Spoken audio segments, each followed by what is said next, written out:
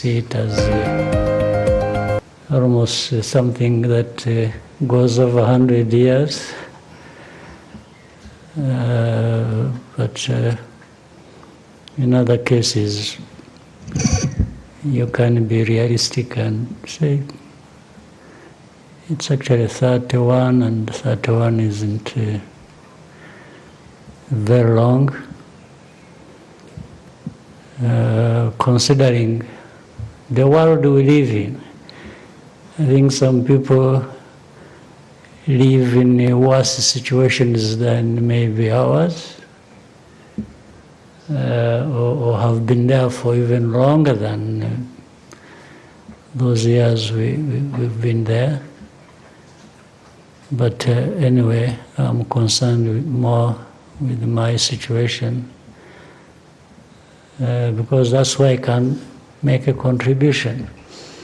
For the rest of the world, those matters are beyond our control, some of us. So, on that note, you're welcome to, you can offload anything you want on me. I'll take it, and we can have a good conversation.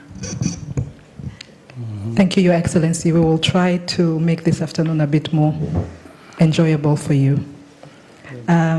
Let's proceed to the dialogue segment. I will invite each media representative in turn. Kindly state your name and media house that you represent before asking your question. We can have some microphones.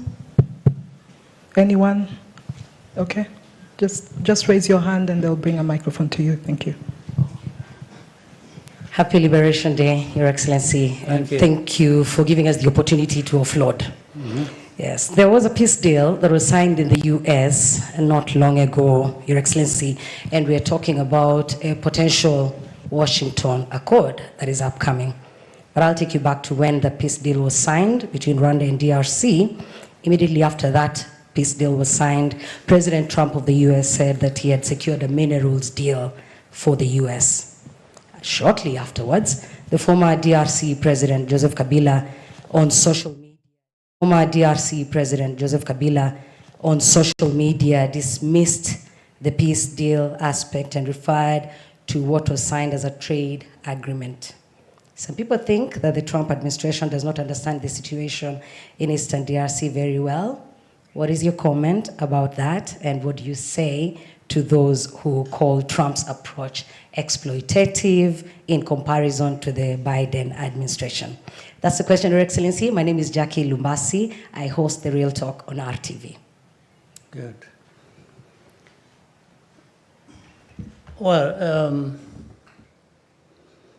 I would start by asking simple questions. Before the deal brokered by the United States in the Trump administration, whatever name you may want to give it, what did other administrations, whether in the United States or Europe or anywhere else, did they offer? What is it? I mean, we could be talking about something. Let's talk about it.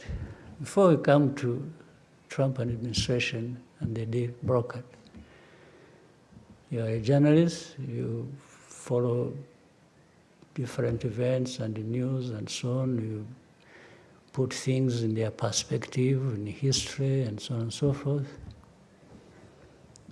Make a reference. Well, even if you don't make it to me now, but in your mind, try to remember what other deals that had been brokered by anybody that were even suitable to deal with the problem in DRC, that may be failed because of this or that, and you may put the blame on anybody you wish to. So my question is, where is that? Therefore, if there isn't, maybe we can even go into more details later. Trump administration came. First of all, I thank them that they even paid attention to the problem at all. They could have ignored that problem like many have, and just focused on what is happening in the Middle East, in Ukraine, Russia, Iran, and those are, in people's minds, more important than having to deal with this African problem. It shouldn't matter to anybody, as we have seen it in the past. So, but they took time. Now, I'll try to summarize what my reading of that deal is and how it came about. Once they decided they are going to deal with the matter, there are really three pillars it is built on. One is economic, if you will. The other is security. The other is political. And I think these three are so closely related that you can't just deal with one ignoring the other, because the three are part of the problem. In fact, the main parts of the problem. Now, people tend to concentrate more on economic for a reason. I think some of the players in the region were concerned with the problem. They had in their mind to leverage these resources because they think the resources are very attractive. So therefore they would be like throwing a bait and saying, I'll give you this, I'll give you so you control this, which everybody else in the world needs and may. So I'll give it to you. But those who threw the bait to those who would help in the problem, we're really not looking for a durable solution to their problems or to the problems that affect us in the region. They just wanted to have an advantage over adversaries and give a sweetener to people to say, we'll give you this, please help us deal with M23 and FCM23 or Rwanda as it is perceived, or our enemies. And that then people would just be attracted to that, take it, and address the problem the way the government of Congo saw it. No, but the Trump administration kept looking at a combination of these three matters that need to be addressed: the political, the security, and the economic. While in some other people's minds, it was just economic. You want a deal, you want money, you want minerals, you want please take it, but and save us from these troublemakers, even if it doesn't address the problem, depending on how they see it. So I'm sure that is what is still affecting, and maybe will affect, the implementation. Because what people had in mind is not necessarily 100% what they are getting. But in addressing any problem like this one, it's give and take. You don't get 100% what you want, because there are many parties concerned with the problem. Each one maybe gets a piece of what they wanted, another gets a piece of what they wanted, and together stability comes out of it. So for me, I think there is a chance that we may get somewhere with that. And why I asked the previous question, the other question about the previous handling, the different administrations handled this matter, it was like actually there was less caring for how to deal with this matter than we have now. Because for them, it will just be, M23, sanctions, Rwanda, and that's it. But how do you handle things like this and expect? I don't think they have even learned from history. In fact, it is the same, but you keep running with the machine, keeps going. Second, coupled with that, if you look at, you have heard of something called, not have anything to do with the situation itself. These reports were written long ago, when they were being given the mission. So they just come to make sure that everything conforms to that as of origin. Because that's why you always find it's all others guilty in this situation of different things, except the actual perpetrators. You will never find they write anything comprehensively about FDLR. You'll never find they write anything comprehensively about how government institutions are connected with FDLR in spreading hate ideology, genocide ideology. Things that are done in broad daylight for everybody to see. So you wonder how experts cannot see that.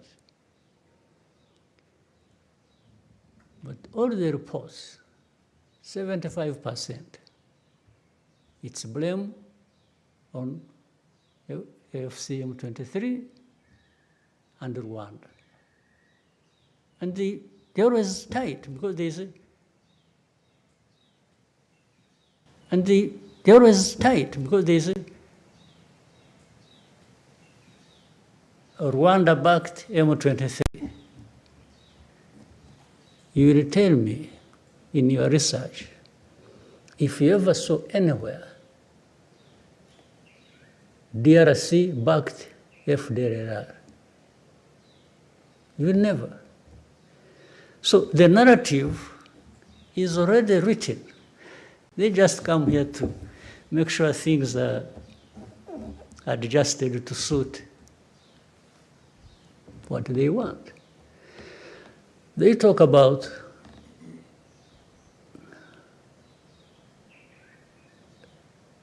minerals as the center of the whole problem. By the way, they should also blame themselves.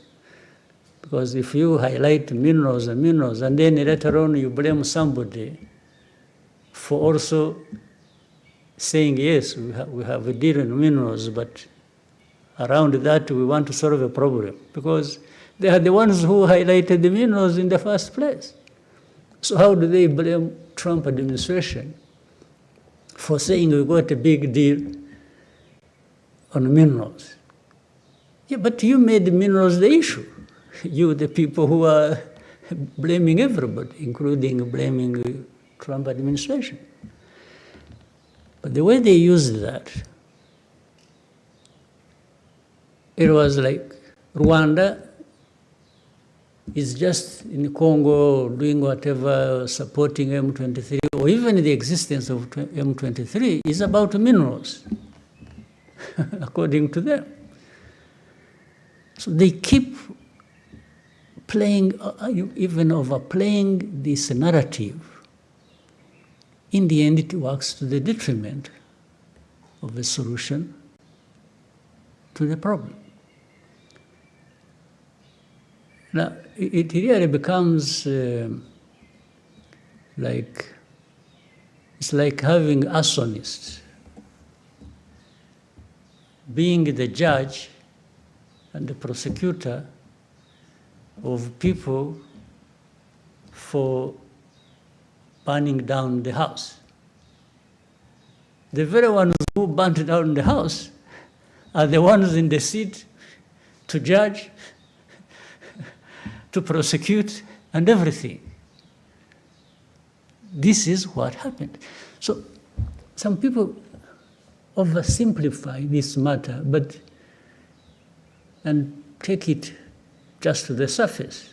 It's about blaming FC M23, Rwanda, former president of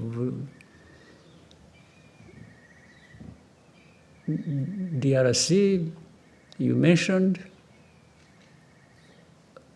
By the way, do you know that maybe, I don't know why you should never forget things conveniently. You know how the current president came to be president? He was just called to the office, and this man thought he was making a good deal, and they handed him power. Do you also know that actually there were witnesses, heads of state? Did you know that? One of them being the former president of Kenya, Uhuru Kenyatta. The other one being the president of Egypt, Sisi. The other one being President Ramaphosa of South Africa. You ask to go and visit them and ask them this question. So this whole thing, you see, no, I wish they could actually come forward and say, hey, wait a minute, by the way, we know this story. the story, and the other thing is, you also know that Rwanda being blamed for M23, FC-M23, Eastern Congo, blah, blah, blah, and so on and so forth. Fine, you can blame us for doing whatever we could to make sure FDR doesn't cause Rwanda problems, and whoever was supporting that. But you cannot blame us for the start of this conflict, because everybody knows where this conflict started from and by who, and it is nothing to do with Rwanda. This M23, I have said it before, came from Uganda. They did not come from here. Why was it not made Uganda's problem? Are these things I'm talking about new to you? You don't know them? But the story goes out there, it's every day, Rwanda, M23, Rwanda, FD. Yes, but you should also tell people how this became Rwanda's problem. Our problem was simple, twofold.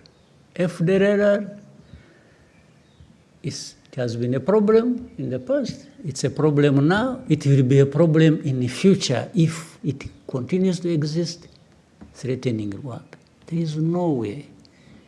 We don't, as I again said before, we don't need anybody's permission to protect our country. It doesn't matter. So that one put aside. The other one is this Congo uprooting its own people from their ancestral homes and from wherever, and Rwanda has nothing to do with how Kinyarwanda speaking people went to Congo. Nothing. We cannot be blamed for that. But they've been killing people in broad daylight.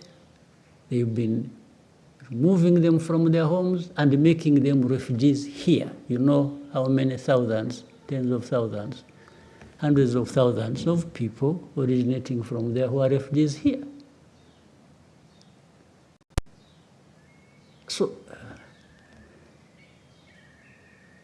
the fact that we are hosting these people, the fact that we are saying we can't accept FDLR, is it a problem that Rwanda should be blamed for? Is it a complicated problem that groups of experts cannot see? So I've given you a very wide explanation to the very simple question you asked. Whatever solution that does not address these important matters to be addressed will just keep the problems between Rwanda, DRC, the whole region, and wherever else going forever. But the matter is simple. If you don't play games, if you don't allow genocide ideology to take over the region, and then things can be addressed. So for me, I'm thankful to President Trump's decision. And by the way, even if it doesn't work, I don't think they should be the ones to be blamed. They are not the ones to blame. Because in the end, they are not the ones to implement what we have agreed. They just brought people together concerned with the problem, and they've introduced a new way of approaching this problem, which has not been forthcoming from others. And so here, it's our job, it's our task for us in the region to implement that, or DRC or Rwanda to implement their part of the bargain in the agreement. But of course, it helps if the United States administration remains close by to follow up and says to people, well, you said you would do this, what happened? They have some leverage over the matter. So I think I have, I did it so broadly to preempt other questions related coming. Yes, okay. Thank you. So we could have light, and then we'll come this way. There's another mic. Thank you, Mr. President, for having us. Thank you, sir. I have a question with two parts. The first part is the deal between Rwanda and DRC about joint security measures and removing FDLR. What is the promises have you received to achieve this? And then the second part is what steps will Rwanda take if the FDLR is not removing? Yeah, let me add something, but I come to it, your question, which by the way, the deal we reached in Washington, D.C. does not stand in isolation. That one was mainly between Rwanda and DRC. Equally important, there is another deal ongoing that concerns the internal groups of Congo, FC, M23, and the government, and maybe I don't know where else they will involve, that is being discussed and brokered in and by Qatar, the state of Qatar. You remember the story when I met with President Tshisekedi in Qatar, in Doha, and it originates from there. So these are two sides of really the same coin. So internal matters, so that, and the reason was to avoid the confusion that had been created over years and which nobody was addressing. Congo was always trying to make this problem only a problem between Rwanda and DRC. But there is a bigger component that is DRC's problem, not anything to do with Rwanda.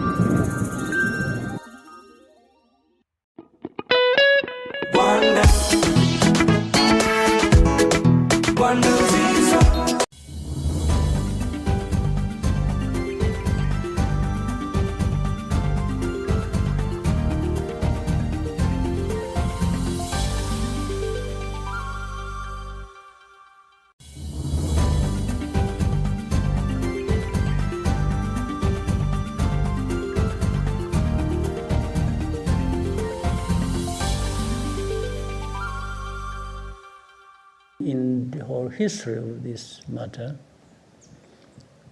that people really don't necessarily do things according to what they agreed they are going to do. That's a lesson you have learned over many years.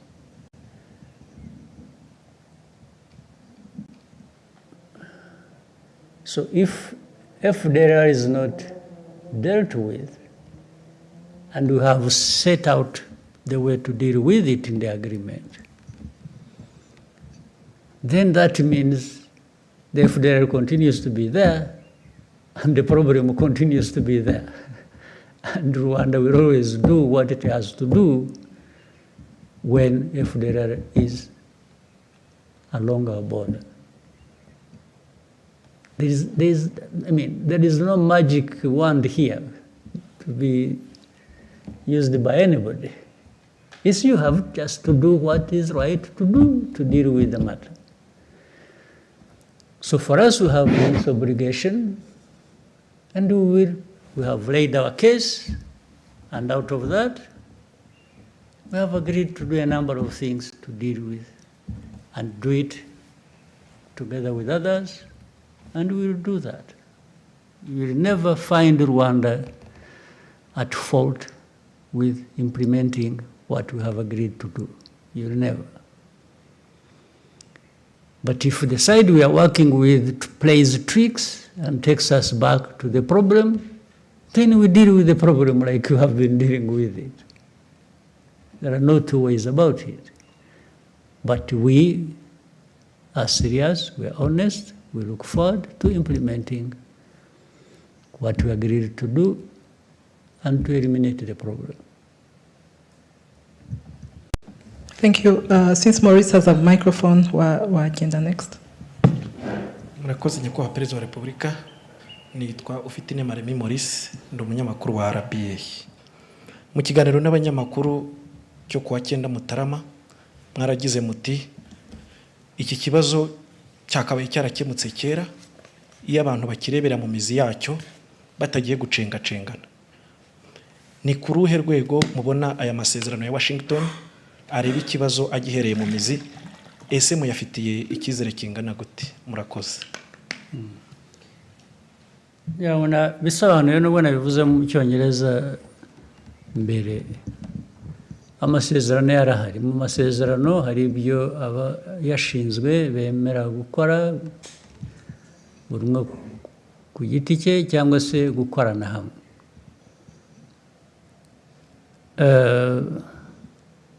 Ntabwo rero iteka abantu bose bakoresha ukuri cyangwa bavugisha ukuri no mu byo bemeye ku mugaragaro, ariko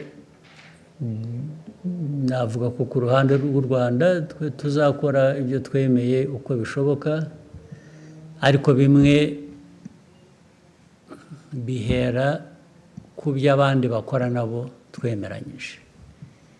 Iyo badakoze ibyo twemeranyije, ubwo birumvikana ko bifite ingaruka ku byo natwe tugomba gukora, kuko twemeye kubikora kandi tuzabikora ari uko n'abandi buzuza uruhande rwabo.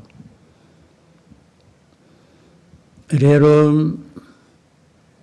kandi ibi nibidakora tuzakomeza dushakisha inzira iyo ari yo yose. Igihe inzira itaraboneka yo gukemura ibibazo uko bikwiriye kuba bikemuka, u Rwanda narwo ruzakomeza gukora ibishoboka byose kugira ngo rurinde abanyarwanda, rurinde igihugu aho kubura umutekano bitewe n'uko abandi twumvikanye batuzuza ibyabo byangombwa. Ibyo rero ni ugukora abantu bashakisha uburyo, nibyo tuzakora, nibyo twebwe tureba imbere yacu.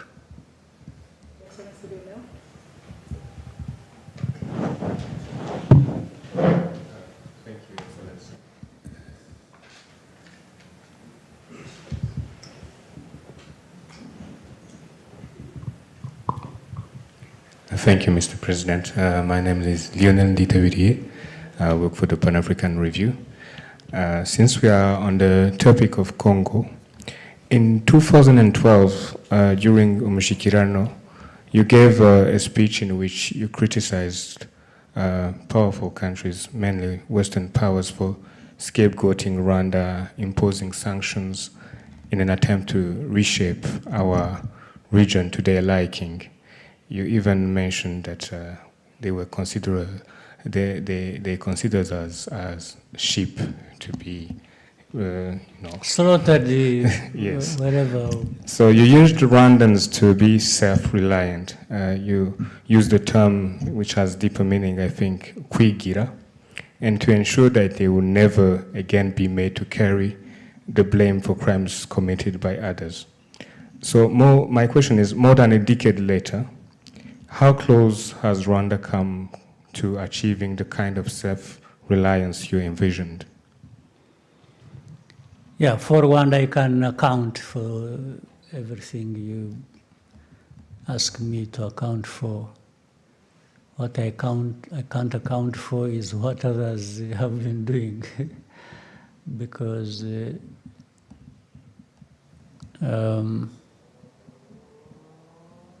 those 13 years ago and what I said, Rwanda has constantly been changing.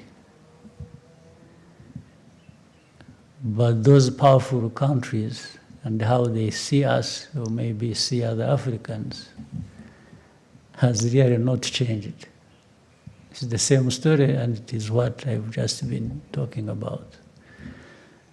They still don't care. Not only do they not care, they actually want to stop you caring for yourself. That's the biggest problem. But for Rwanda, the progress we have made, and especially of taking care of ourselves, I mean, the story speaks for itself. Do you know that, by the way, with Eastern Congo, just before the fall of Goma and Bukavu and the other parts, what had been assembled by government and those they called their allies and so on and so forth, assembled in numbers of people, men and women, assembled in weaponry, assembled in terms of mobilizing even support of other countries politically support that, you would not believe it. But what happened, and you know it, and you saw it.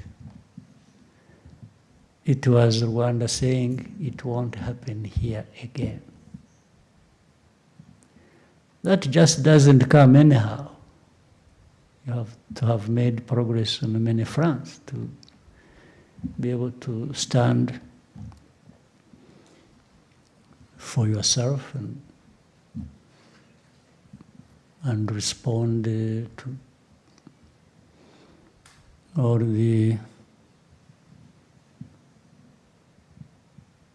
things that are brought your way to destroy you. So I think that story may speak for itself for many years.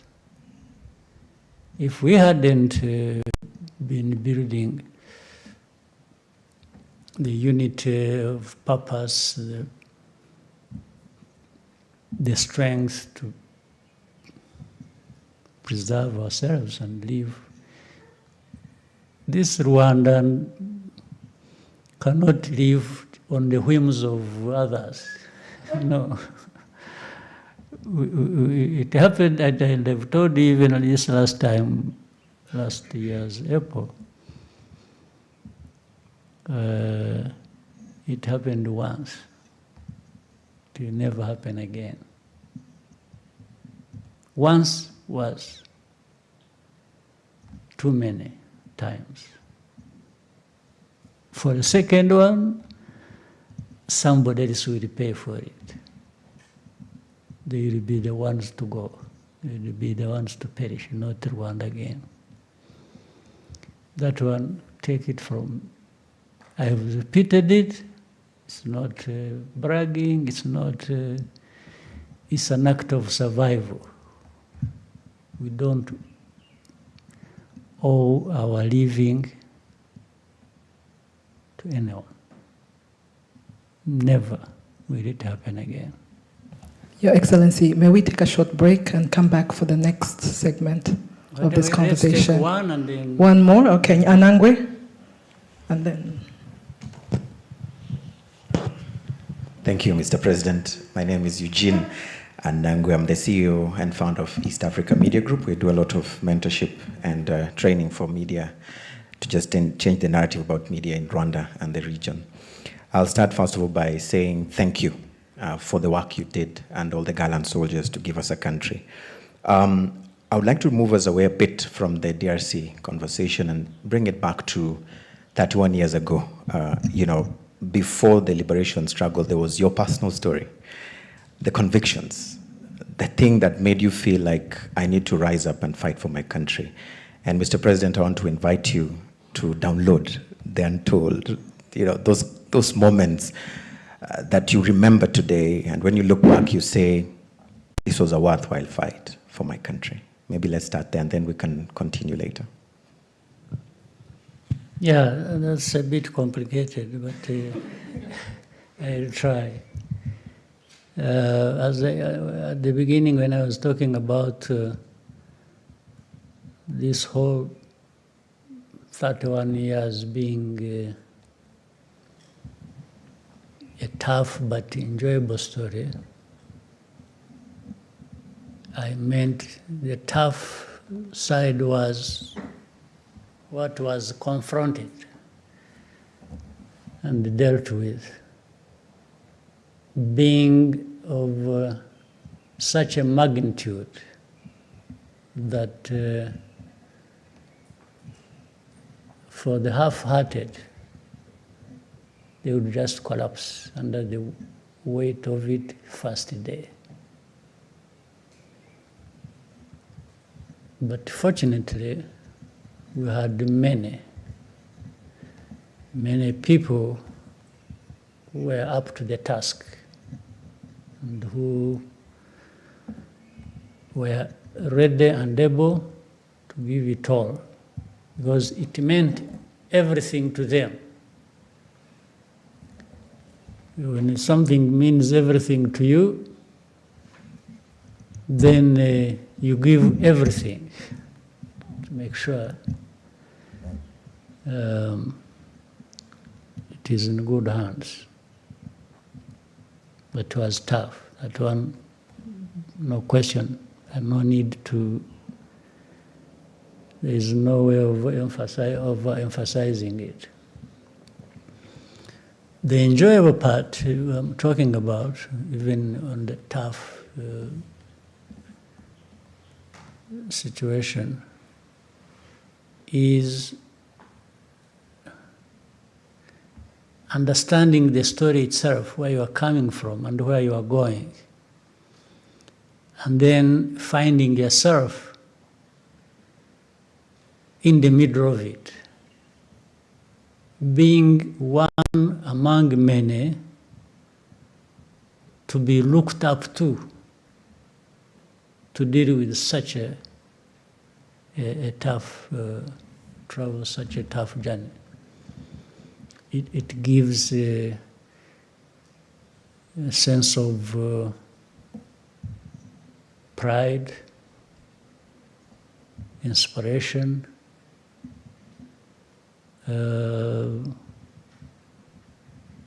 really something that is worth being associated with. And when you are there, but also you approach it with a sense that it doesn't end there. The story doesn't end there. What comes out in the end must reflect that difference between what you really fought against and what you are creating. They have to be different. You can't fight against a bad thing and end up with a bad thing yourself, because it would be such a waste of life, even in personal terms. So for me,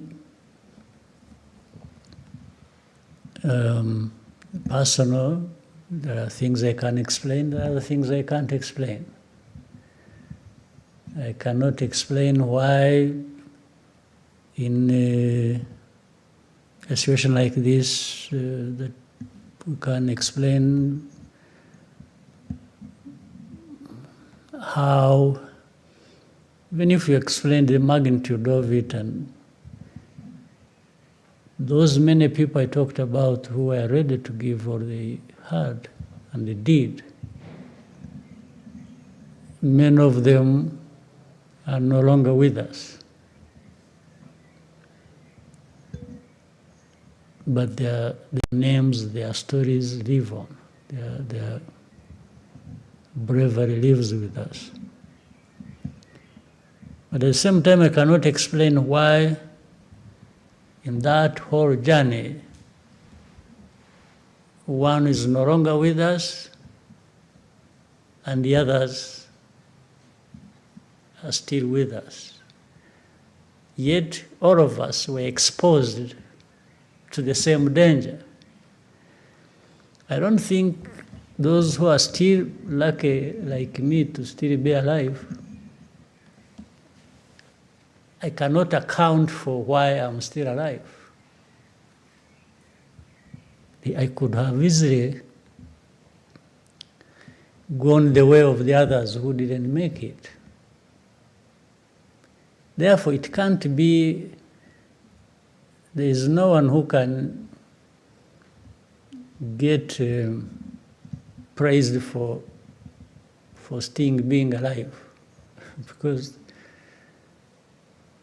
it has nothing to do with you. It just happened. Not because you are smarter or more brave or no, just happened. So that one I can't account for, I can't explain. I can only explain what I do when I'm there. And in fact, some of those who sacrificed are no longer alive. We remember them, we honor them, we respect them for what they know they were, what we know they were associated with, or they did when they are still there. It is the same thing even when they are gone. Yes, these are the people we know because of those things they did. So for my personal stories, you can take it the way you want. Some of the things I'm not responsible for.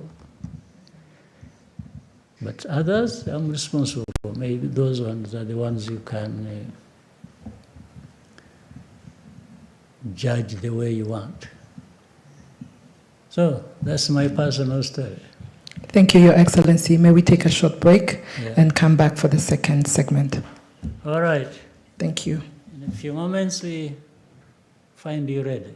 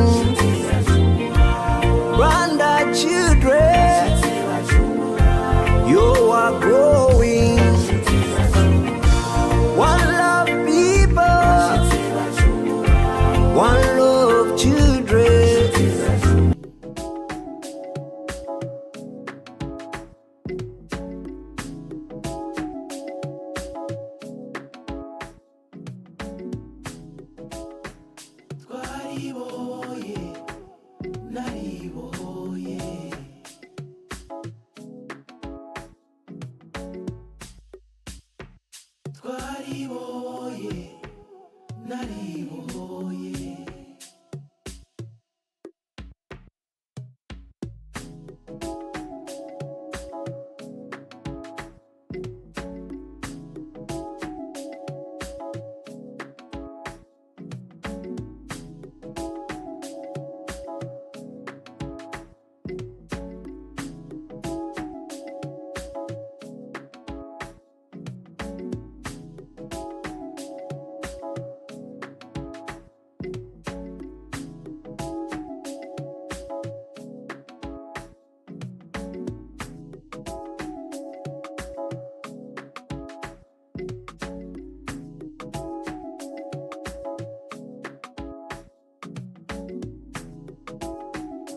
twariboye nariboye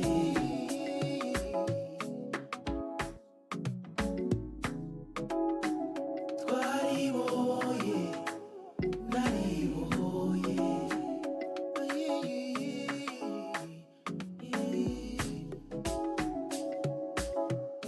twariboye nariboye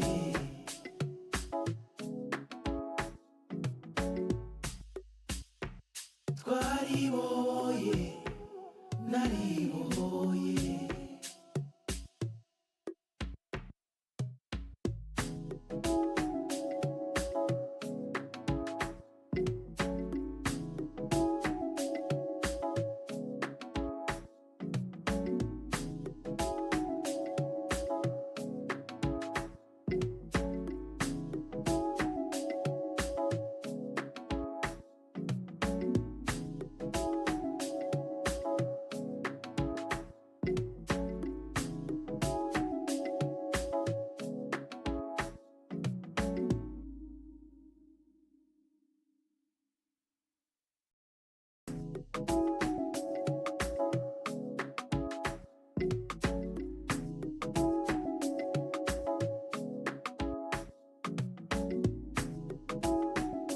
twariboye nariboye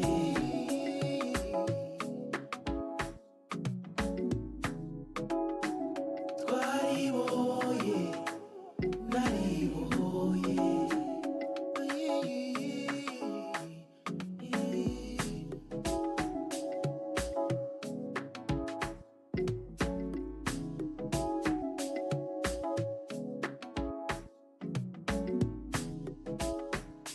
twariboye nariboye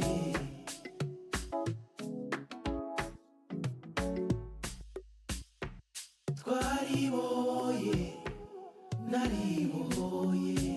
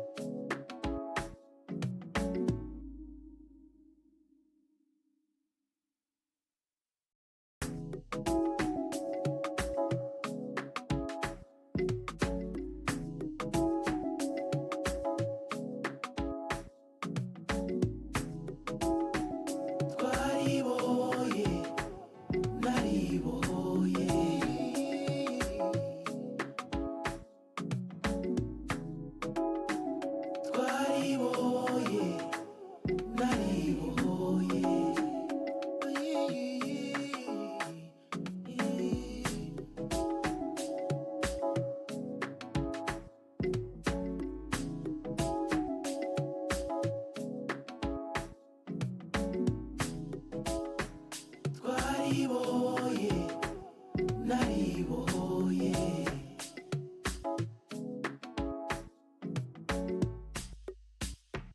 twariboye nariboye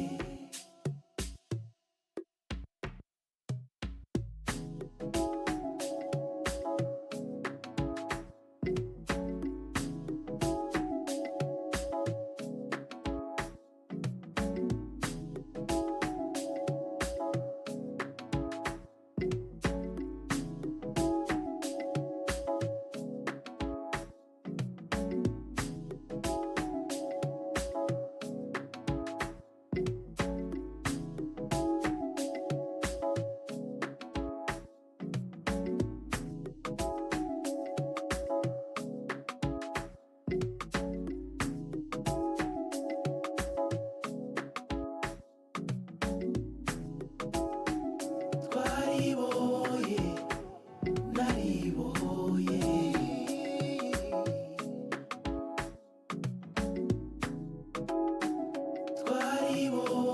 twariboye nariboye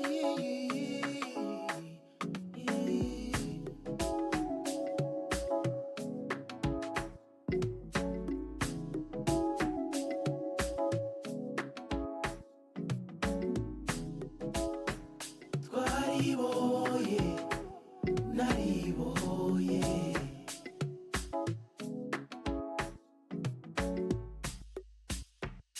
twariboye nariboye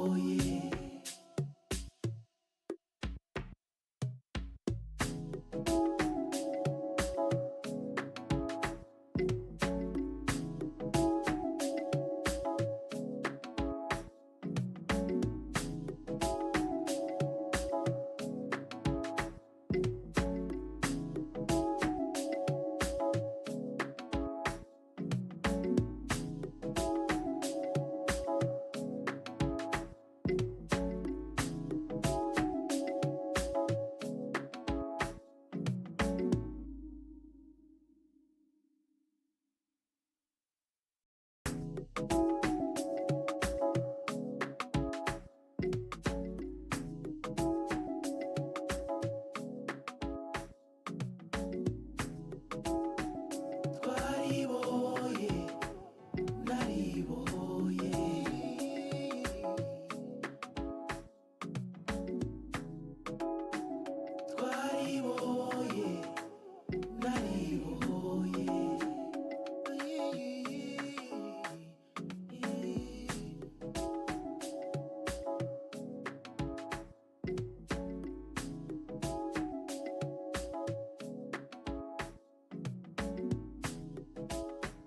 twariboye nariboye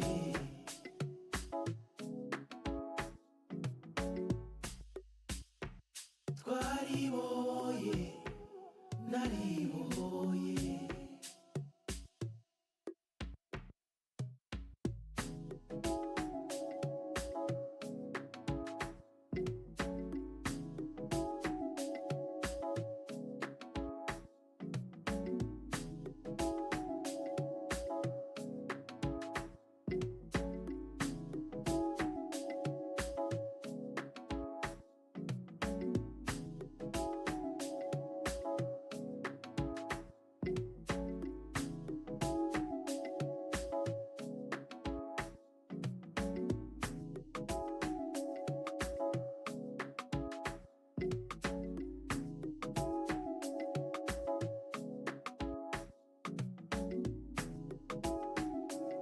twariboye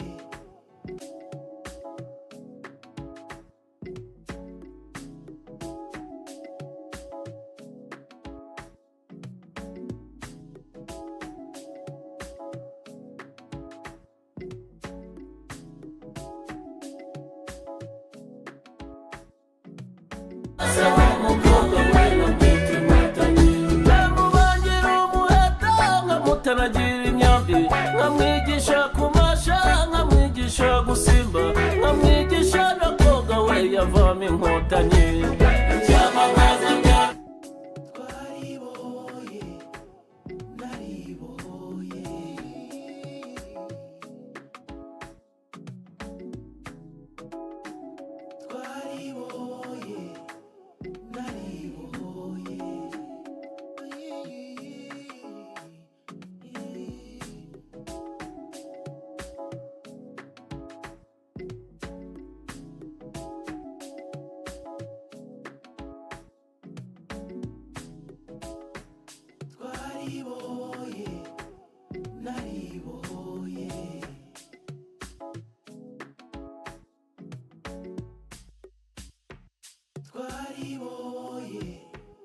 naribohoye.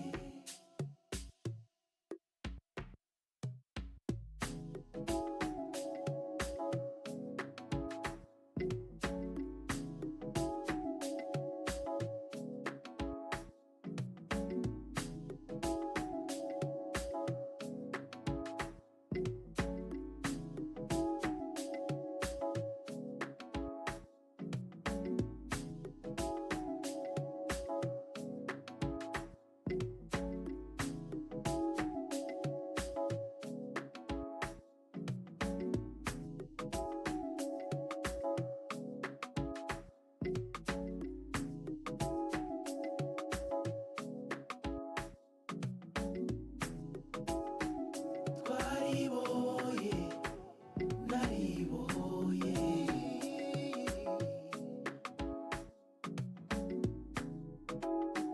Twaribohoye, naribohoye.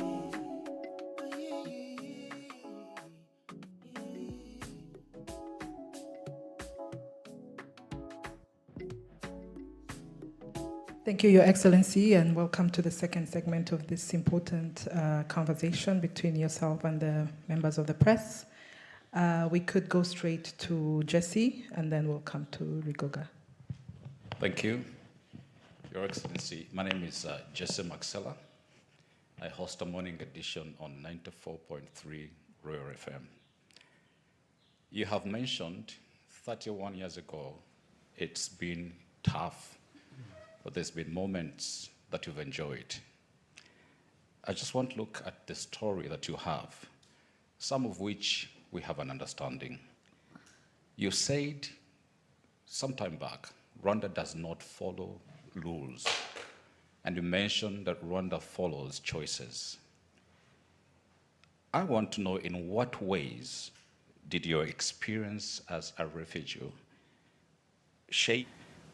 shape or push you to learn about the world and the experiences of other countries?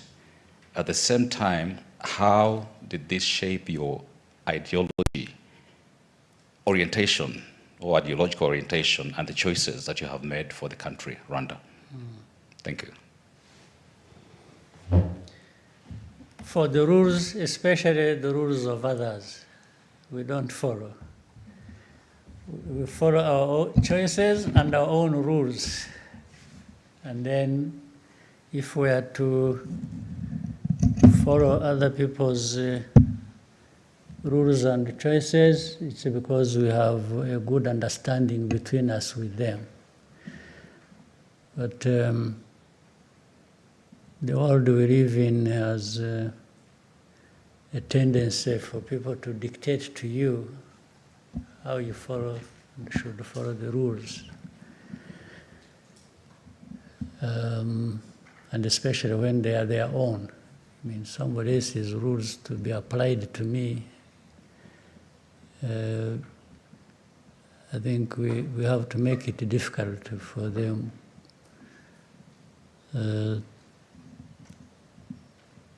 for us to follow their rules.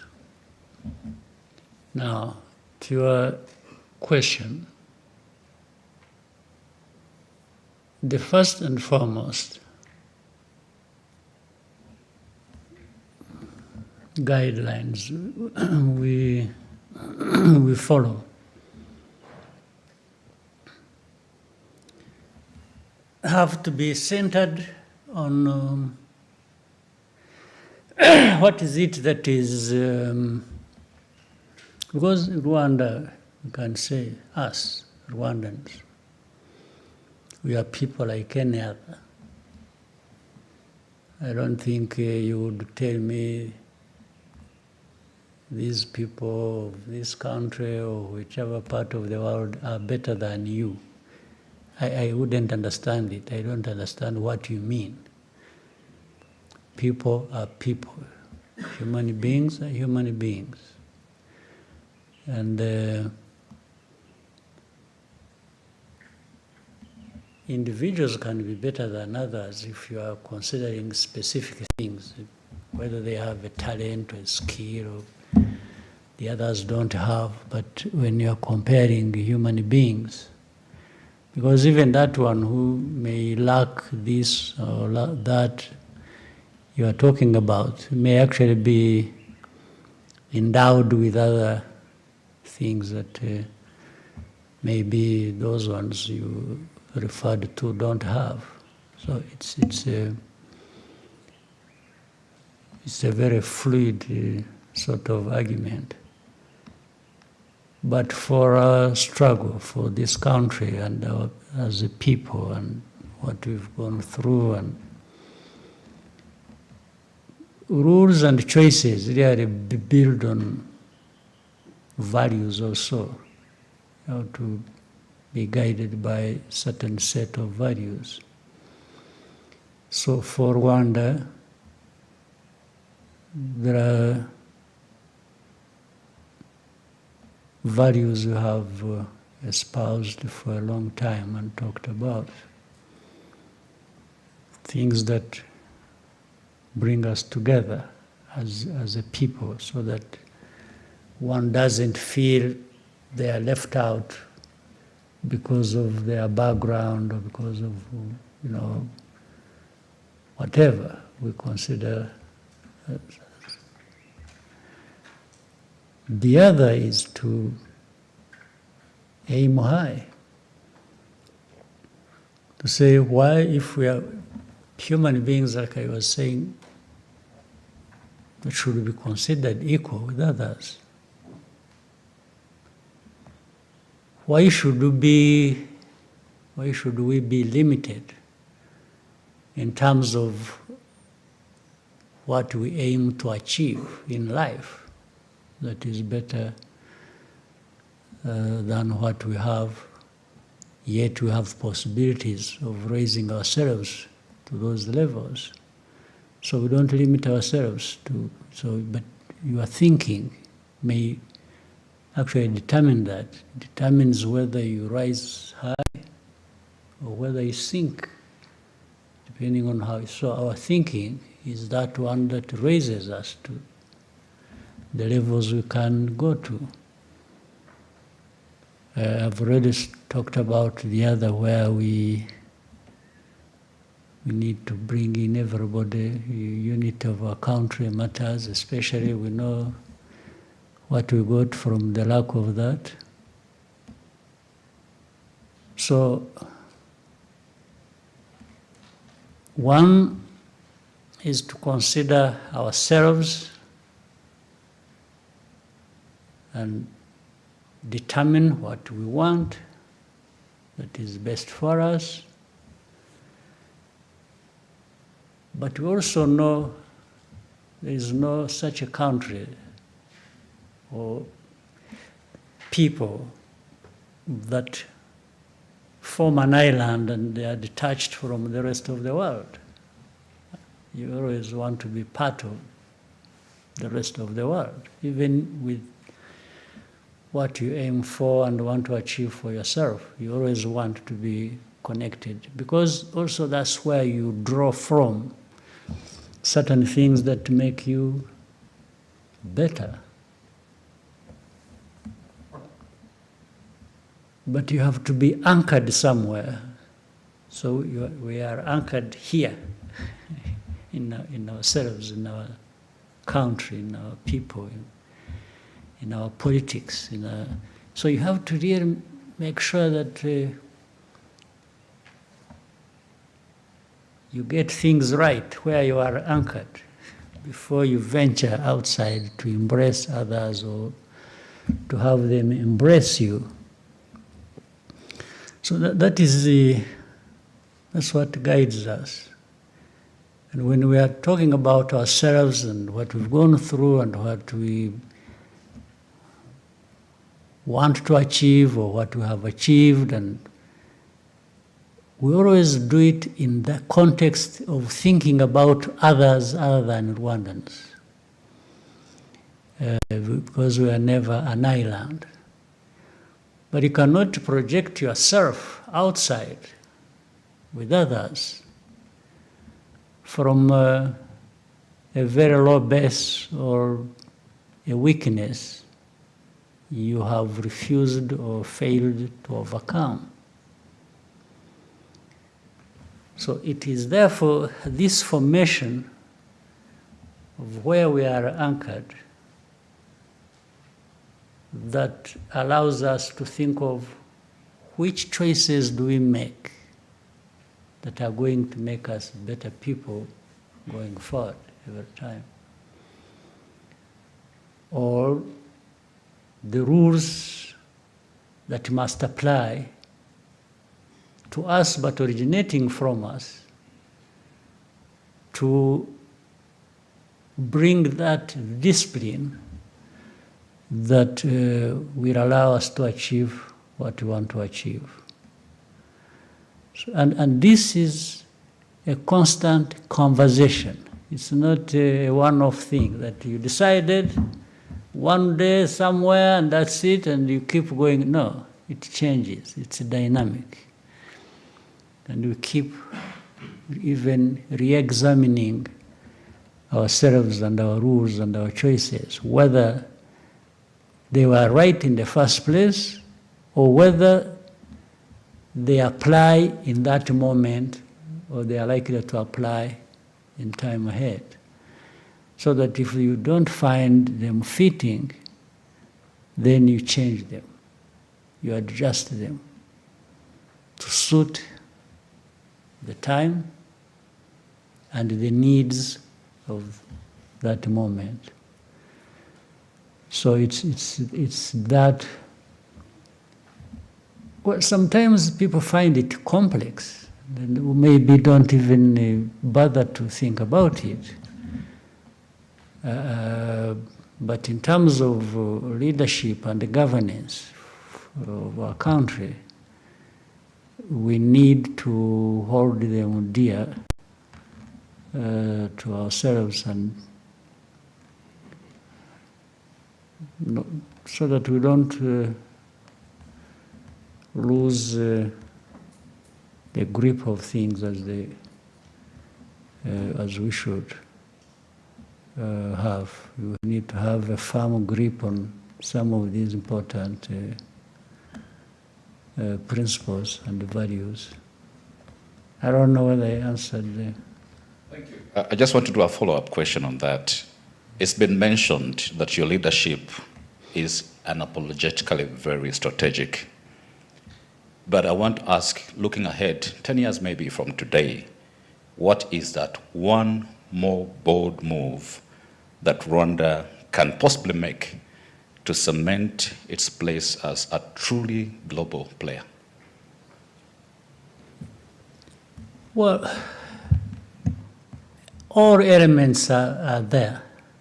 There's nothing new. There's nothing new we're going to invent, but rather derive those things we are going to do from what we are doing already, because with creating a vision, you must have a vision. A vision takes you up to a point, and that is the essence of, therefore, giving value to time. And should you realize that with more time ahead, the world we operate in, or the needs of the people are going to be different, then you adjust according to that, but you are adjusting from a certain position where you have been already, or where you are. So the strategic thinking or thing you need to do, if it comes, you get to think about it or to know it when it is time for it to think about it or to apply.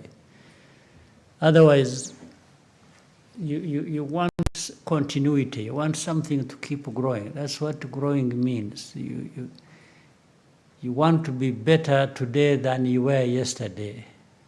And you are thinking of being better tomorrow than you are today. And along that thinking, looking at the cross-section of many things happening, that thing that you need to implement pops up at that time. But the most important thing for me, associated with your question, you need that continuity. You need that sustainability to keep moving forward and never do well today, get drunk with that, and then you find a few months, years ahead, you really collapse. Don't get drunk with success or with the achievement, but rather that should energize you, that should inspire you to keep going.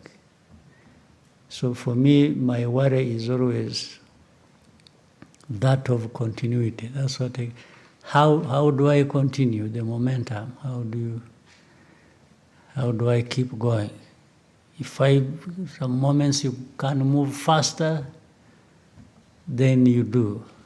But don't go below the speed or the quality at which you have achieved a number of things going forward. Thank you, sir. Rigoga.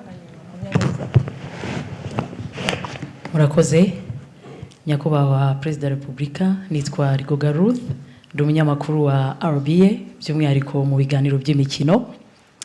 Nyakubahwa Perezida wa Repubulika, mwasobanura mute siporo y'u Rwanda mu myaka 31 ishize, discipline, kwitanga, vision, indangagaciro byafashije igihugu kwiyubaka.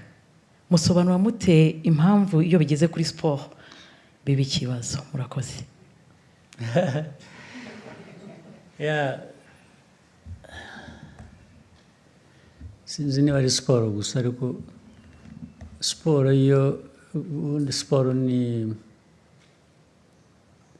warebamo ibintu nka 2 cyangwa 3. Icya mbere,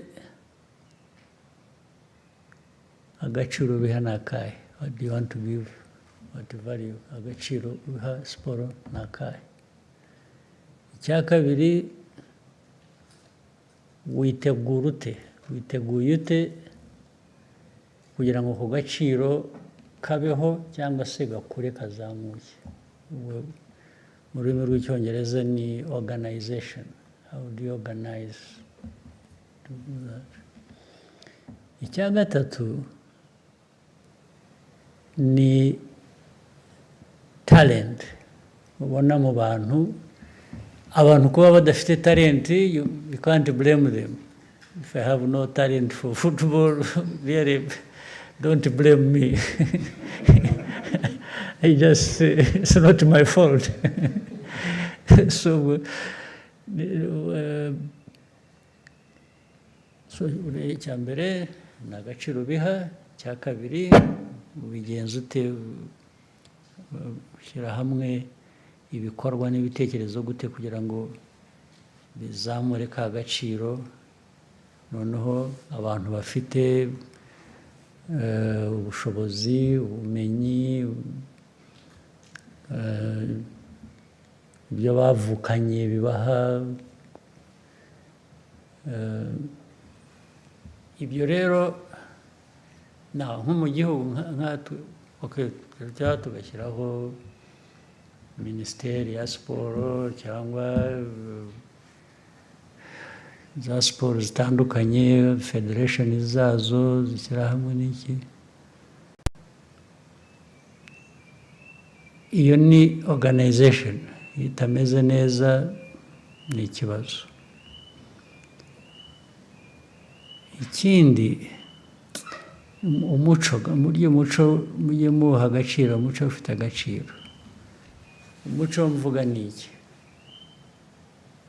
Hari n'abantu baba bazi umupira, cyangwa hari na organization ihari, cyangwa abayobora nabo barahari, ariko umuco bafite najyaga mbivuga ku mugaragaro, ugasanga abakinnyi b'umupira aho kugira ngo bakine rwose bashyireho umwete n'umutima ubishaka n'iki, bagatangira gutekereza utuntu bashyira mu izamu kugira ngo iyo wagiyeho ibintu byose uba wabikubye na zero. N'uriya munyezamu ushatse ntiwamushyiramo, kandi niba wizeye twa tuntu wadushyizemo ukamwihorera, urashyiramo wiki. Ibyo rero bigera no ku bantu, ni kamere y'abantu, ntabwo mfite ukuntu nabisobanura bihagije,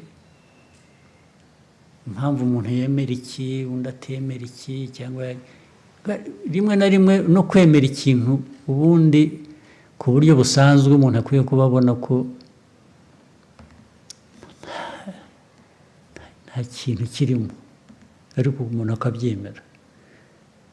Cyangwa se waba utemeye ibyo ugatekereza ukuntu ariko uzasifura ninde, turebe uko tumugenza kugira ngo ejo azatubere. Iyo wagiye muri ibyo na talent wari ufite n'ibindi byose,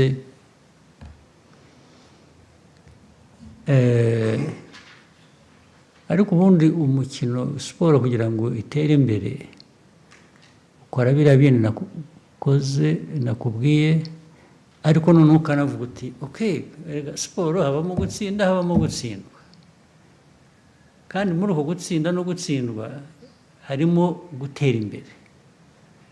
Mvuga ngo wagerageje wakoze ibyo washobora gukora, ahubwo niba wanatsinzwe wavanyemo isomo rivuga ngo ariko urabizi icyo nazize ni iki nakibonye.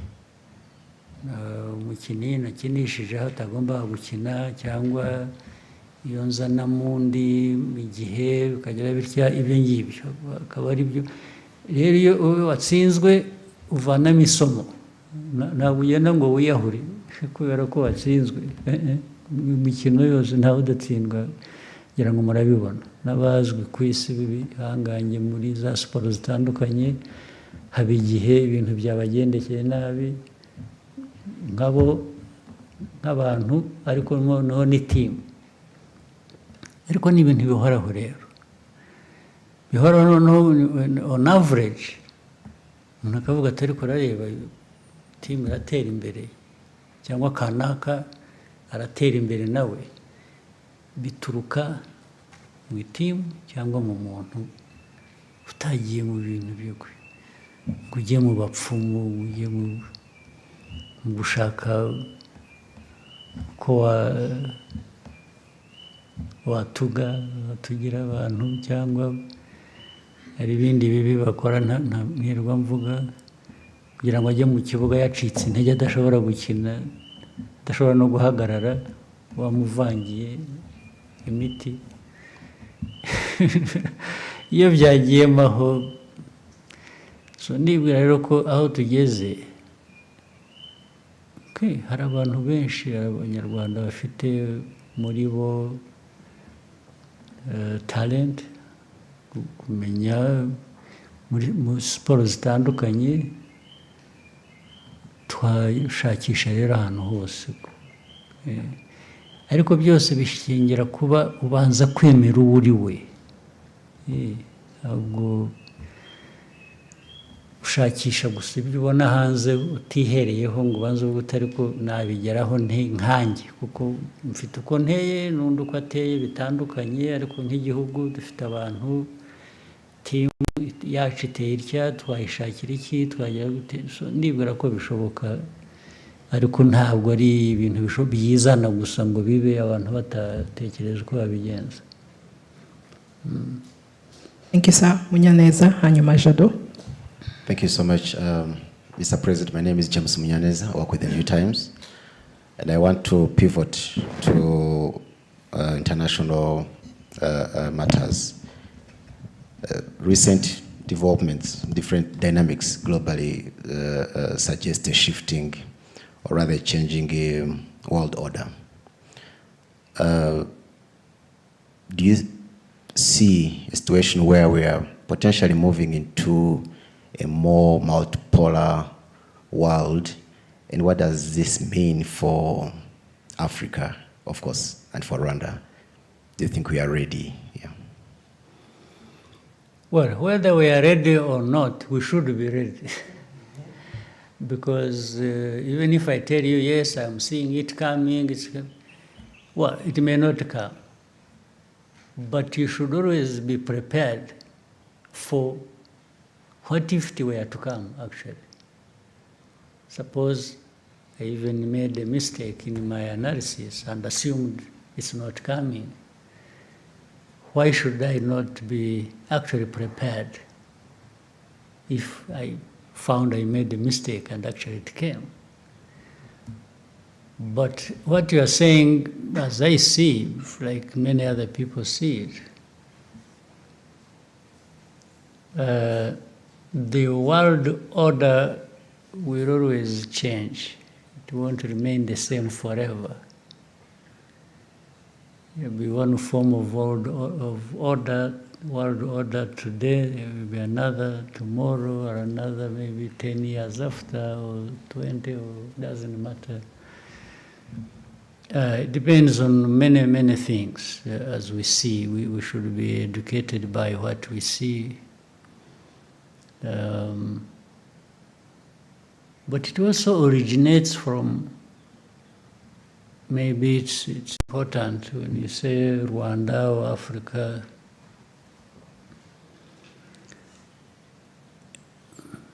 it originates from the politics, global politics or geopolitics, how it values things. You know, people will tell you interests. Okay, how do you value your interests? If you are powerful and you have interests, that's fine. But how do you achieve interests? Do you achieve your interests by ignoring other people's interests? Or you value your interests, and in achieving them, you're also at the back of your mind saying you're not alone in this world. Maybe as you pursue your interests, it is important to be thinking about others' interests. So that maybe you find a common ground, you are together, you even form alliance, or you do this, but it comes out from saying, yes, my interests, but your interests also. And very often we are going to find that people, or even countries, make mistakes, especially the powerful ones. Sometimes they think they will achieve their interests anyway, whether they consider yours or not. And sometimes somebody will come and say, no, no, for me, I'm powerful enough, I pursue my interests, and that's it. So I come to you, I say, I want this, don't do it, I blow you away. Well, that may work sometimes. Other times, it has certain limitations. It works only for a certain time. Because there are other forces, there are other powerful groups. But even the least powerful, like us, for us, we don't even come on the list of powerful. But there are certain things, even with my insignificance, you can't force me to do. I said it earlier. There is no power that would come and say, you know what, you must accept FDLR. That one, then I tell you, okay, look for what you're going to do to me, because you are sure I'm not going to accept them. So the multiplicity of this happening here, there, of this, these differences and how to sort them out, and the agreements, the disagreements, keep forming the world order of the day, of the time, globally. Is how do these merging powers behave? How do they behave towards others? Because you have also seen there are times when they move together, reach a point, and then they even have divide among themselves. It's like maybe they discover one of the allies either is taking them for granted, or is cheating them, or is minding only their own business and not yours. So it creates a difference. But that also creates other formations of alliances. If somebody may have to say, if I can't get what I wanted here because somebody doesn't care about me, how about teaming with the other one and actually together put together our strength and also get what we want? So it's very fluid, it's very dynamic, and it works only for a certain period, and as we have seen. But you can see it coming, you can smell it. People can ignore it, because again, once people are powerful, they really start becoming insensitive to certain things.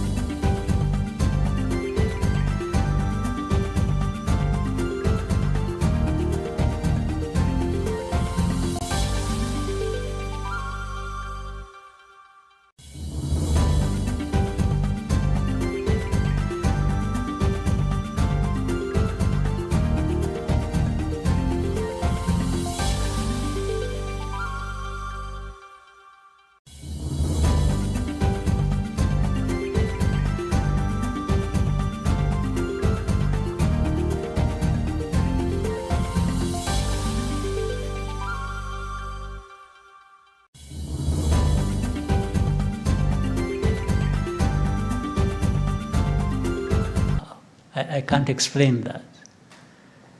I have no medicine for it. On a smaller scale, therefore, talking about Rwanda, I think you'll never find us not trying. At least we are trying within our limited means and resources to be where we want to be. We are on a journey to being what we should be within that limited space. And if we can work with other African countries, and we try, we can move a needle towards that objective. But it wants more people doing what they might be wanting to do, what we need to do. The more we are together doing what we should do, the more likelihood we get there or get there faster. Yeah, that's how it is. Mm-hmm. Thank you, Let him Excellency. finish something that you want to. Just on a lighter note, the other day I was speaking to a young person and said something interesting and said, we now have a minister of enjoyment. I was like, what do you mean, Minister Benjamin? So he said, Minister who? of enjoyment. Okay. And the reference was, Konji. Okay. Konji. And I'm like, and then I was like, okay, this is interesting. Okay, was this a bonus? Was this? But then, Mr. President, just put to you, maybe the thinking. What was the thinking? Because this was the first time For seeing for additional 2 days, or this is something to be expected going forward. And then finally, I think you needed it. Sometimes I think I see people stressed and really almost like to drop. So maybe you needed it. But at the same time, this person who you had the conversation with, on a personal level again, if you asked him, let me assume he was complaining. He said, why did they give us these 2 days? If you probed deeper, and asked him, say, by the way, what was your plan? What did you really want to do in these 2 days that you are now not going to achieve because you have 2 holidays? First of all, you may discover the guy was going to anyway spend the whole morning sleeping. And maybe the afternoon, even if he goes to office, he just goes there and is surfing the internet. You know, it's really not. So for the 2 days. You will find, so declaring it officially a rest day may serve his interests better. So, but anyway, it stemmed from, you remember 1st of July is actually when we got independence, meaning from decolonization. And then 4th of July is the Liberation Day. While we cannot keep having a celebration for this, then celebration for that, and blocking those days in succession like that, you are also aware there are times when 1st of July or 4th of July may fall on a Saturday or a Sunday. If it fell on 4th of July, 4th of July fell on Saturday, that is really not a holiday for the 4th of July. It is a Saturday anyway, you had it. So sometimes if it falls on a Saturday or a Sunday, we give people a Monday. You see the point? That's what normally increases the number of. So if you look at the 1st and the 4th, one of them was going to run into the weekend, is it? Were they? 4th was a Friday. 4th. It's a Friday student. So it was going to get into the weekend. It was so. You would have been given a Friday, but still you would have then had Friday and a Saturday, because anyway you have a Saturday. And then the 1st of. Was a Tuesday. 1st of July was a Tuesday. It was a Tuesday. So is that the time you had? Yes. Tuesday was supposed to be a holiday. And then 4th. so we gave therefore Wednesday.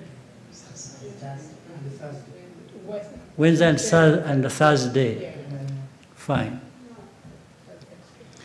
Do you want, let's say, you say the 1st was on Tuesday. Correct. Okay.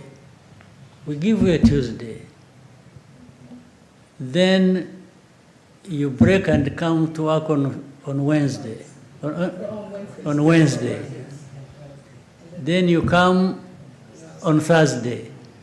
Then Friday is So do you want to keep dancing like that? Or we may as well put them all together and just say, okay, you have them. Do with yourself whatever you want. At least come fresh on a Monday and start the business. That was really the thinking. Thank you, Mr. President. And if you may allow, and there was that speculation, of course, social media speculation, hateful speculation, I'd call it, surrounding your personal health. Yes. I don't know if you would want to say something about that. Thank you, Mr. President. Now, how do people account for their personal health? Ordinarily, how would they, all of you, me, and others, how would people want to account for people's personal health? Is there an exception, by the way, in this world? Is there anybody? Well, first of all, there is nobody who lives forever. Secondly, even for anybody's life, whether short or long, you have to manage all these issues as human beings. Well, but when it comes to politics, maybe this is not taken into account.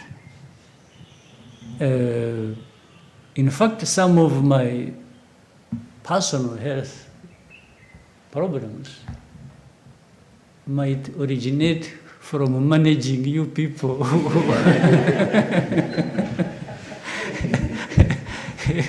The amount of stress you and so for me as a human being, yeah. You know, people got COVID, they get this, they get the flu, they get a cold, people just, even their own hearts, as they are moving, the heart stops and somebody falls down. I mean, isn't this human? What is the problem? What do people want me to account for? That I'm not human?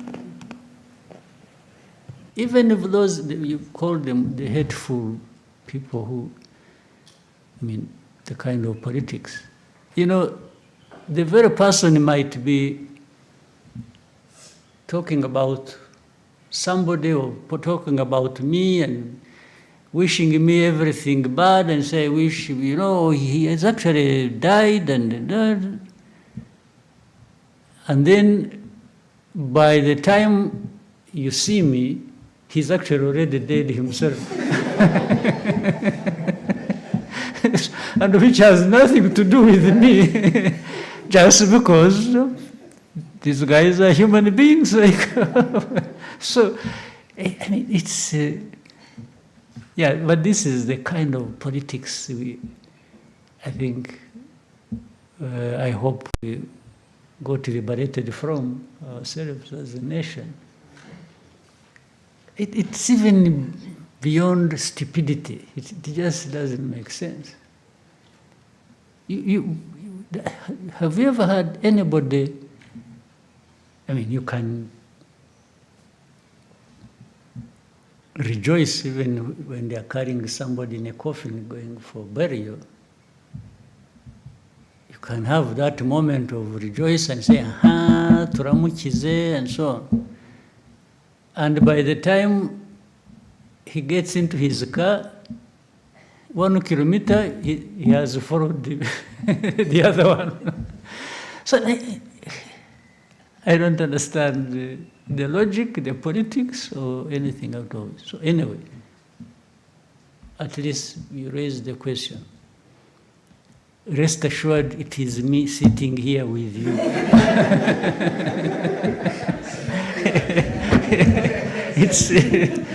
It's not anybody else. Jado, hanyuma Ines. Nyakubahwa Perezida wa Repubulika, nitwa Bagishya Jean de Dieu, mpagarariye BNB Kigali FM. Nyakubahwa Perezida wa Repubulika, turizihiza ku nshuro 31 umunsi wo kwibohora. Iyo myaka ntabwo iri kure y'iyo mwari mufite muyobora urugamba rwo kwibohora. Ndetse abenshi bo mwari muyoboye amateka twereka ko bari munsi y'iyo myaka. Imibare dufite yo mu kigo cy'igihugu cy'ibarurisha mibare itwereka ko muri iyo myaka 2030 niho ubu dufite abanyarwanda benshi. Tukaba turi mu gihe cy'ikoranabuhanga, iterambere, ibirangaza ni byinshi, yewe ubu dufite amahoro, dufite umutekano, hari n'uwarangara akabisinda nk'uko mwigeze kuvuga. Dusubiye inyuma nyakubahwa Perezida wa Repubulika, indangagaciro n'amahame mwari mufite icyo gihe yo kwitanga ku kugeza ku gitambo kirenze ibindi cy'ubuzima bwanyu ku rugamba, uyu munsi mu bibazo u Rwanda twaba dufite mubona bari muri iyo myaka biteguye. Impanuro mwabaha ni izihe muri iki gihe aho twatangiye no kubona hatari na kure ko urubyiruko ubundi imbaraga za buri gihugu zanaba ikibazo ku gihugu, ahubwo ingufu zabo bakaba banazikoresha basenya na bike ibihugu byabo bari bamaze kugeraho. Impanuro mu urubyiruko rwacu ni izihe nyakubahwa Perezida wa Repubulika? Murakoze. Impanuro naho urubyiruko zihana abakuru twebwe n'abandi babyara urwo rubyiruko.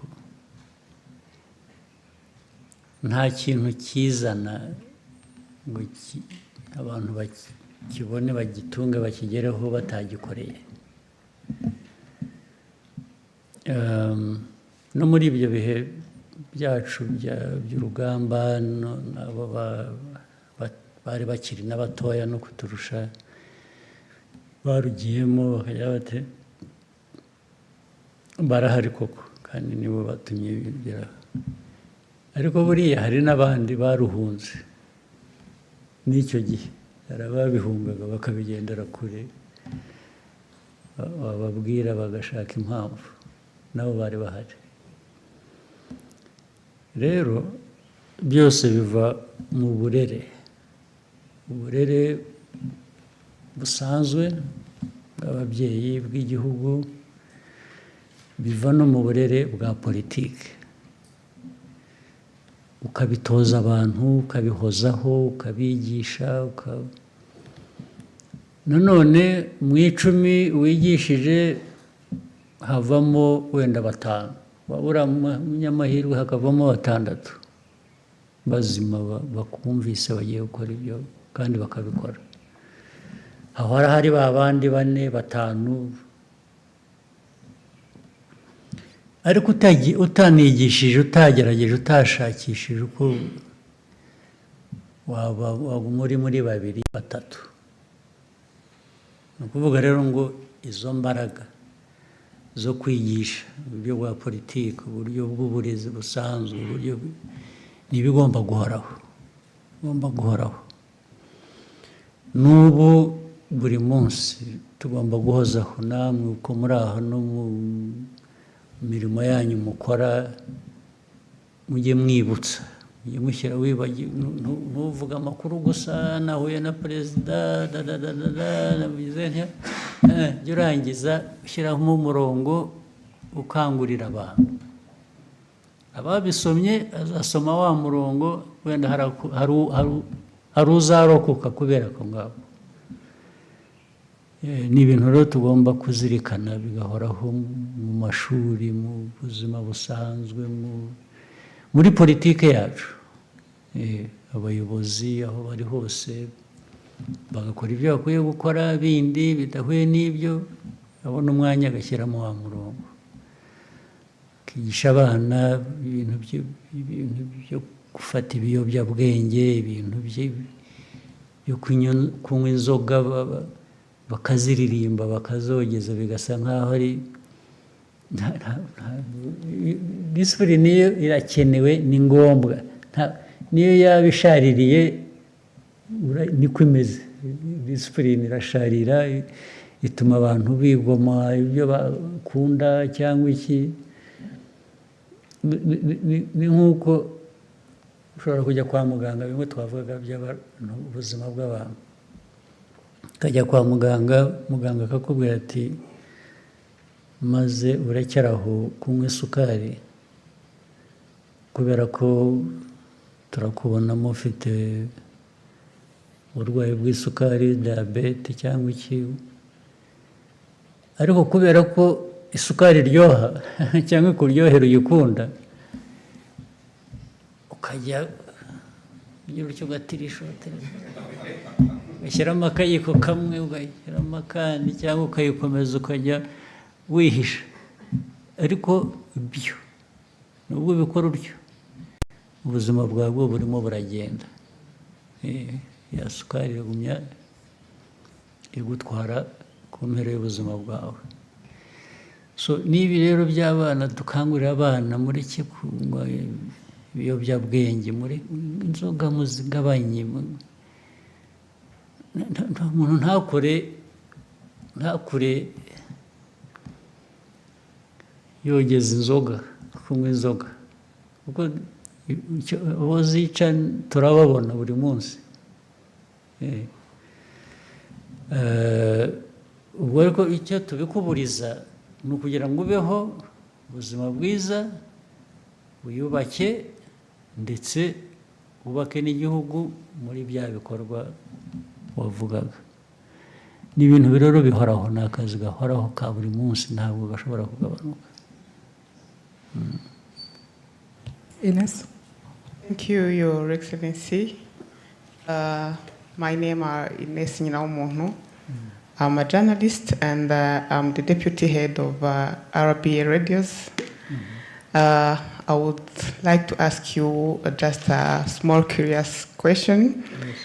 Your Excellency, if you could spend one day as an ordinary Rwandan citizen, that I am actually, I'm one already. Yes, but okay. Without anyone knowing you were the president, what would you do?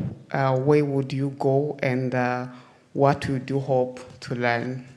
Thank you.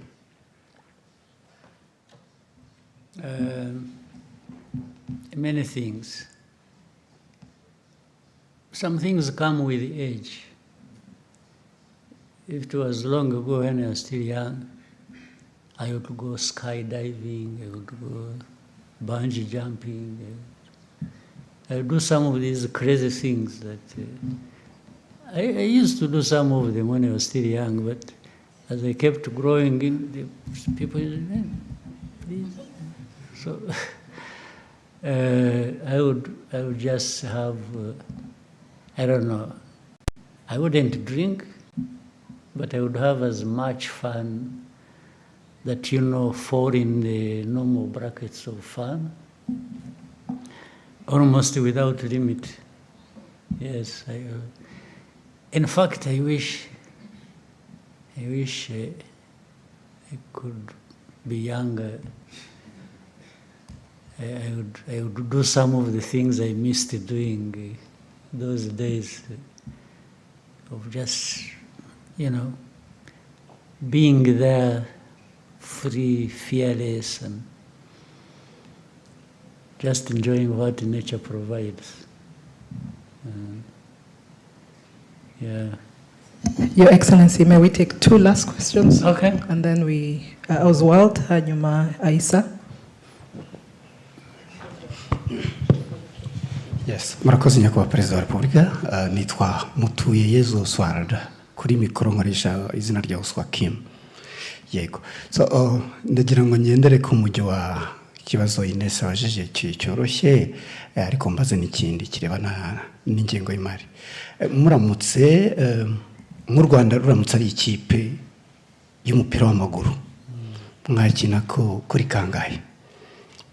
Icyo ni kimwe. Hanyuma ikindi, mwabwiye abanyarwanda kufunga mukanda, ariko twagiye kubona tubona ingengo y'imari yiyongereye kurenza ibindi bihe byabanje. Niba nibuka neza yiyongeyeho 20%, 21%. Abantu benshi baratunguwe, haravuze nyamara igihugu gifite amafaranga gufunga mukanda ntabwo ari ngombwa so muraza kubikoboza murakoze najya mu izamu icya mbere cy'umupira niho najya numva byakunda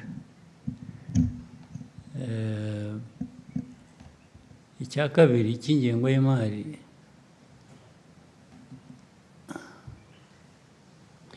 uko igihugu gikura n'isi nahoze mvuga ko nta gihugu kiri island nta kirwa cy'igihugu muri actually nuba gufunga mukanda ni ukuvuga ngo mukoreshe neza bike dufite nicyo bivuze kubera ko hari byinshi dushaka gukora birenze ibyo dufite iyo ufunze umukanda rero ni ukuvuga ngo wongera ibyo washoboraga gukora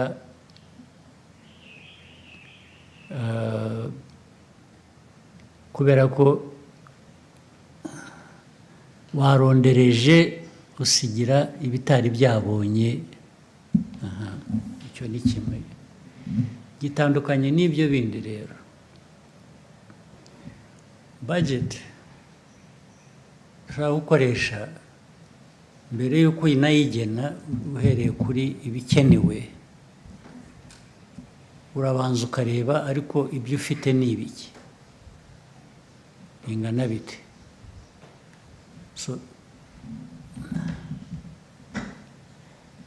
kuzamura budget byatewe na byinshi tubona bigomba gukorwa bikenewe ariko tunabona n'ahantu twagenda tuvana amafaranga adushoboresha kubikora nicyo iyo mibare ivuze gusa ni kuri 20%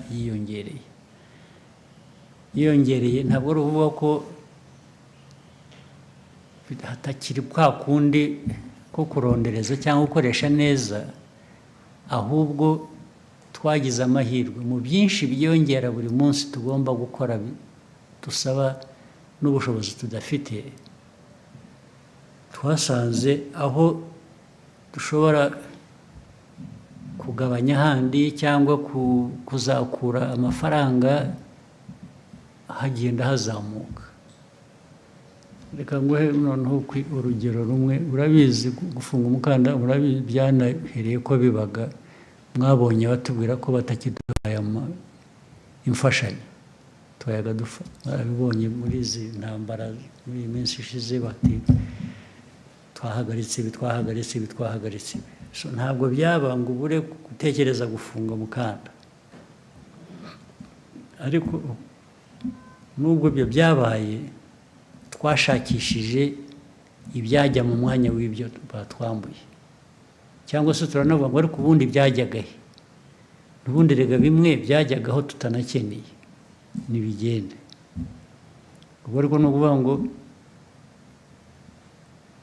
hanyuma tujya no mu gushakisha aho tuvana revenues n'iki hari ahantu hagiye usanga tutahavana amafaranga kandi dukwiye kuba tuhahavana ubwo akaba arinjiye hanyuma turongera dufata umurongo w'ibikenewe gukorwa turavuga ati ariko hari ibyo tutasimbuka turongera dushaka n'uburi babandi bari barahagaritse imfashanyo bamwe bagira ngo aho bamariye kubona ukuri barabireka biraza urumva rero ibyo twari twarafunze kubera ko twabonye ko aba nabo bafunze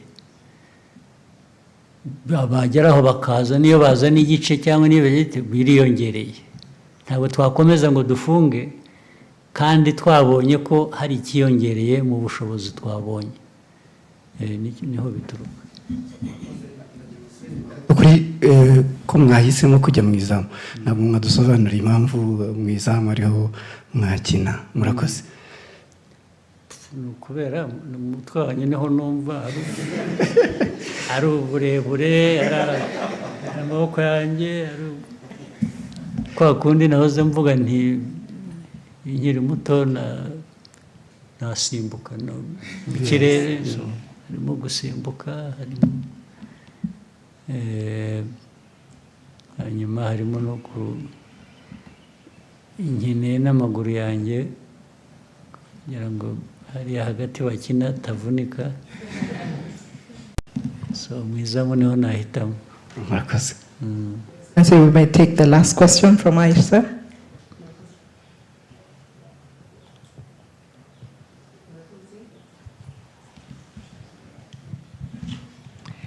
Murakoze cyane nyakubahwa Perezida wa Repubulika, nitwa Aise Kiza, nkaba ndi umunyamakuru n'umuyobozi wungirije wa Royal FM.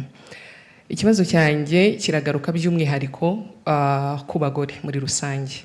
Turashimira cyane nubwo ndi umunyamakuru ariko reka njye mu nkuru nanjye shimire by'umwihariko uruhare mwabigizemo kugira ngo abagore tube dufite ijambo mu gihugu cyacu, kuko iyo urebye mu nzego zose zitandukanye usangamo abagore mu nzego zifata ibyemezo, yaba ari muri guverinoma, mu nteko ishinga amategeko n'ahandi. Ariko ndagira ngo nse nko gusubiza inyuma gato cyane mu rugamba rwo kubohora igihugu. Uyu munsi hashize imyaka 31, bamwe twari batoya, turabona uruhare umugore agira mu iterambere ry'igihugu kuri ubu mu gihe cyacu tungana gutya natwe ubwacu tugira, ariko ntago tumenye inkuru nyazo z'uruhare abagore bagize mu rugamba rwo kubohora igihugu. Nyakubahwa Perezida wa Repubulika, ari mwe noneho muzitubwiye uruhare rw'abagore rwari uruhe muri uru rugamba uyu munsi twizihiza by'umwihariko imyaka 31 u Rwanda rwibohoye? Uruhare rw'abagore rwari runini cyane kandi ngira ngo abenshi baranazwi, ndetse bagiye bahambwa ibihembo ku mugaragaro, ari abari ku rugamba ubwabo, ari n'abandi niyo baba batari ku rugamba bakoraga ibikorwa bishyigikira urugamba, bakoraga indi mirimo itandukanye. Hari abakoraga imirimo yo gushaka, bagendaga isi yose bashakisha amikoro dukoresha ku rugamba. Hari kandi ibyo no kubishyira mu kandi gaciro, uzi ko hari n'abagore batanze abana babo aribo baturutseho, cyangwa se bataye abana babo mu mago bakabashakisha aho babareza ahandi bakajya ku rugamba. Ibyo byose ni ibintu biri byanditswe mu mateka bizwi, keretse wenda kuvuga amazina gusa, ariko ni na benshi kurusha abo umuntu yavuga mu mazina. Abagore rero bagize uruhare runini, ndetse ahenshi ntabwo batandukanya n'abagabo. Hari abajyaga ku rugamba n'abagabo, hari kubavanamo gusa ukabashyira iruhande, byo nta nubwo bitanga ukuri kwabyo. Kenshi babikoranaga n'abagabo, ubundi bagakora indi mirimo itandukanye. Ni nk'uko n'ibyo nayo mvuze by'uko bagendaga isi yose bashakisha, babaga bari kumwe n'abagabo bagenzi babo cyangwa abahungu bagenzi babo. Uruhare rwo rurazwi kandi no mu mateka biranditswe, byanaherewe n'agaciro. Hari abantu bamwe bagiye bahabwa ako gaciro ku mugaragaro. Nta kindi numva nabivuga. Biturutse kuri urwo ruhare, kuri ubu ukurikije uko abagore dugira uruhare mu iterambere ry'igihugu kuri ubu, mu myaka iri imbere nk'u Rwanda wifuza kubona, ubona uruhare rwacu rukwiye kuba uruhe? Cyane cyane hahandi nawe wakwicara ukavuga ngo dore u Rwanda nifuza ni uru nguru, cyangwa se u Rwanda nifuza kuba mu myaka 30. Yego, erega njye ntabwo nifuza kubitandukanya. Ndareba igihugu nk'igihugu, ndareba abantu nk'abantu. Na mbere hose umugore kumuha agaciro mpera kukamuha nk'umuntu noti nk'umugore ni nk'umuntu hanyuma ibyo bindi by'uko umugore yakora ibi cyangwa umugabo agakora ibi ibyo biza nyuma birisobanura ubwabyo nta n'ubwo nagomba no kubijyamo naho u Rwanda nta Rwanda rw'abagore nta Rwanda rw'abagabo ni u Rwanda rw'abanyarwanda abagore n'abagabo bagiramo uruhare bakwiye bitewe n'ubushobozi bafite hari ibintu bimwe no mu muco cyangwa muri ko duteye nk'abantu hari ibintu usanga bimwe byorohera akazi bumva gakorwa neza cyangwa korohera umugore kugakora cyangwa se kakorwa neza korohera umugabo kugakora hagahoraho ubwo bwuzuzanye rero kurusha kubitandukanya ngo u Rwanda twifuza ni umugore w'abagira cyangwa ibyo birasanzwe bishinzwe biri no mu muco wacu cyangwa se mu majyambere dukora ahuza abantu no guhuza ibihugu umugore iteka agomba kuba afite icyambere cyangombwa ni umugore kudasigara inyuma kubera ko ari umugore cyangwa se nta nubwo akwiye no gutezwa imbere kubera ko ari umugore akwiye gutezwa imbere kuko ni uburenganzira bwe ni umuntu icyo kuba umugore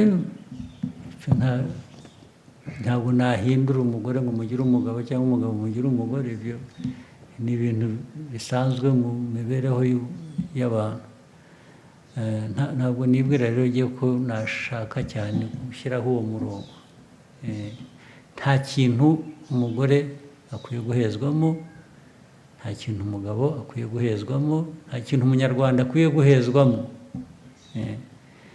buri wese abifiteho ubushake n'ubushobozi nk'uko imiterere y'igihe cyangwa yabo imeze Thank you, Your Excellency, for this insightful and valuable exchange. And thank you to members of the press for your contribution. We wish we had more time, but we'll have another time for this. Sure. We've come to the end of this conversation, and we wish you all a productive Kwibohora Day. Sure, thank you. ahubwo nibutse ko hari n'ibindi dufite ku mugoroba n'uyu munsi cyangwa n'ejo ko mwana uhari umwanya wose